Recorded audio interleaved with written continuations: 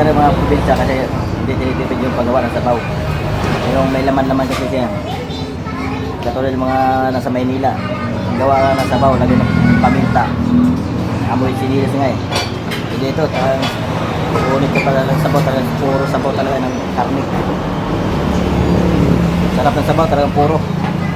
Hindi gawang sinilas. Midyas. Ito, karne-karne talaga, lasa niya. Umulit pa nga ng kanin eh. Kasi pag kainan niya, mga inasal yan, 5 kanin, 6 na kanin yan. Kung sino man makagawa Yan, na bago siya matapos ang kanyang term at 1 year lang sigurado maluwag ng karsada kung ipatupad niya yung 30 years lang. Pag lumampas ang 30 years wala na, peace out na. Yan, so kung sino makagawa ng presidente na yan, malamang 1 taon pa lang bago matapos ang term mo 6 years, 1 taon pa lang yan or 2 taon. Pagkatapos ng term mo, maluwag ng karsada, pwede ka nang bumiyahe na mag-isa, wala ka nang escort. Yun lang. Naidamay pa yung presidente natin ah. Grabe, sobrang habang sakyan traffic na yan oh. Dito na lang ako sa Bukawi. Yan, parating na kami ng Bukawi Arena. Traffic pa rin. Simula doon sa Balintawak yan.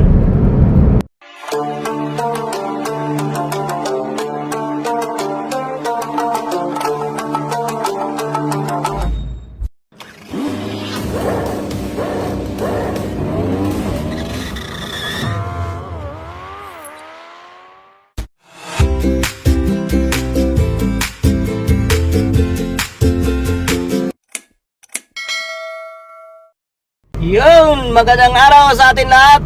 Araw natin ng Sabado ngayon. So, time check muna tayo.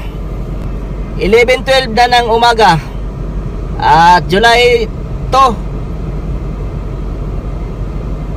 2025. Ang bagal. So, ayan, araw natin ng Sabado ngayon. Tayo na may bibiyahe. So, panibagong araw, panibagong vlog na naman si Kuya Bao. So, ang ating biyahe ngayon papuntang Norte. So, samahan niyo ako sa biyahe. At ang aking pambiyahe ay nakuha na namin, na pick up na namin. So, i-deliver na lang namin. So, ayan, shout out sa aking helper na poging-pogi. Good morning. Yan. Ano na, smile na. So, mamaya ko na ipakita yung aking pangarga pagbaba. Siyempre, vlog natin kasama sa vlog yan yung bawat customer. Kasi 2 na yung na-pick up namin. Kailangan isang biyahe 2 beses. Kaya sakto naman, doon lang din ang aming biyahe. Nakakuha tayo ng 2. So magaga pa, sakto pa yan, makakuha pa tayo ulit nito. So ayan, samahan ng biyahe, let's go. Mag-i-index na kami. Kaya pina-index kami ng aming customer na pagdideliveran. So mabait siya, walang problema daw, basta may deliver na mayos. Okay, let's go. First drop natin at second drop para makita niyo kung anong laman ng aming pangarga. Pero hindi na namin bubuksan para ipakita lang sa inyo, di ba? Magagalit naman yung customer sa amin pa. Buksan pa namin yan at mapakita sa inyo kung anong karga namin. So makikita nyo lang yung bubuhatin namin kung anong bubuhat. So hindi naman dumating yung iba kasi nalit, wala pamasahe, kaya hindi nakarating sa Pilipinas. So yan, napakainit ang araw natin ngayon. Maganda sana magbiyahe kaso napakainit. Ang sarap sana maging pahinanti na lang kasi para tulog-tulog lang katulad nito. Yan, tulad nitong isa kong pahinanti. Sarap ng buhay. Kung ganitong maiit ang panahon, ibibiyahe mo. Tapos long distance ang biyahe mo, napakasarap ng biyahe yan. Sarap itulog yan. Ganyan ako dati nung pahinanti pa ako, ganyan ako. Siyempre kunting inlit, pero hindi ko tutulugan yung aking driver pag natulog ako, pares kami tulog yan. Papatulogin ko lang yan kasi mamayang gabi. So, ayan na mga Kuya Bao, may sasabihin lang ko sa iyo, papaliwanag ko lang sa inyo. So yung mga masugid natin manonood dyan, o yung mga napapadaan lang sa aking vlog, o bihira lang manonood, o yung mahilig manood sa aking vlog, so pasensyahan nyo na yung mga vlog ko. Baka magtampo kayo, baka hindi na kayo sumuport sa aking vlog. Kasi sa akin lang naman tayo, no? Yung nasa isip ko lang.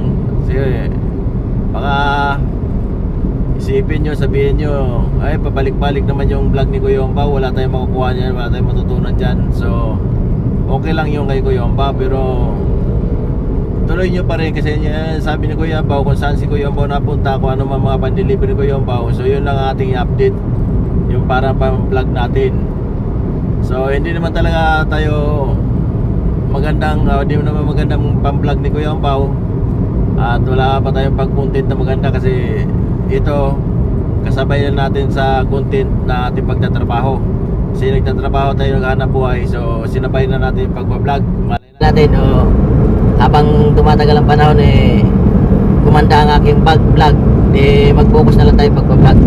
So yun lang, at sana may vlog tayo na magiging viral, sumikat, lumakas, at mapanood sa ibang bansa, at matulungan yung pagbablog ni Kuya Omba para paano umangat ang aking vlog channel.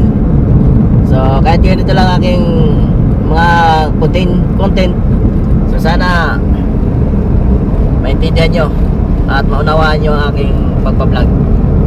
Kung wala kayong matutunan, okay lang, sana maintindihan nyo lang.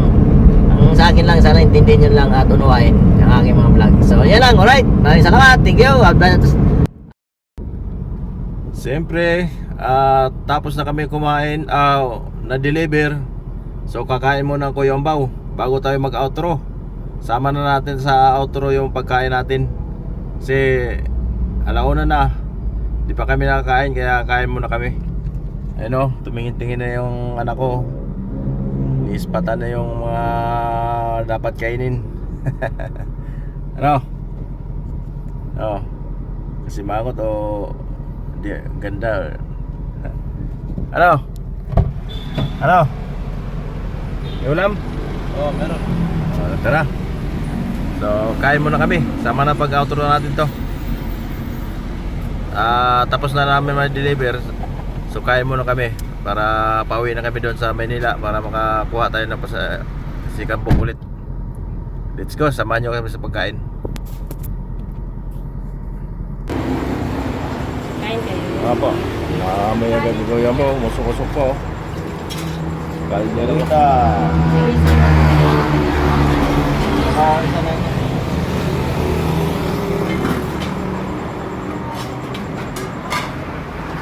Okay, kakain tayo yung naayon lang sa katawan ni Kuya Omba.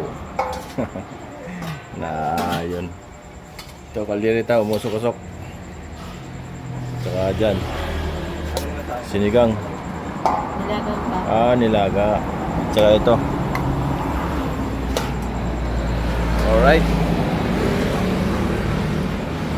Sa kalate sa ikan ito. Sa kalate. Sama mo na para di na maulit-ulit. Alright. Dito oh. Kain na naman. Siyempre, ganun lang buhay natin.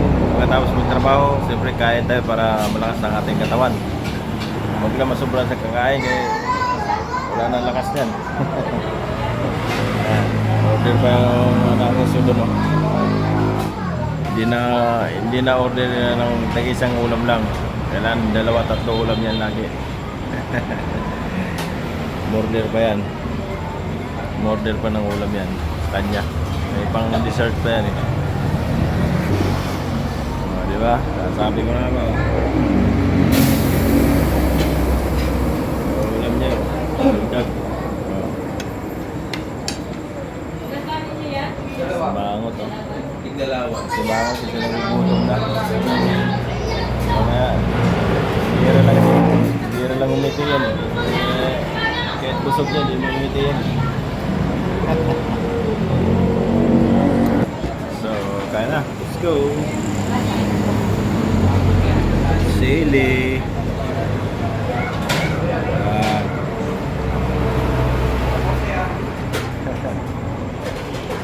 Kain na kami. Kain muna, kain.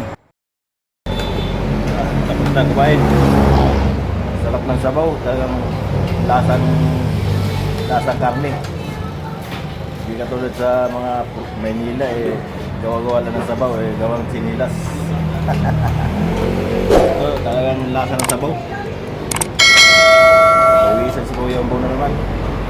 Maganda rin mga probinsya kasi hindi tinitipid yung paggawa ng sabaw.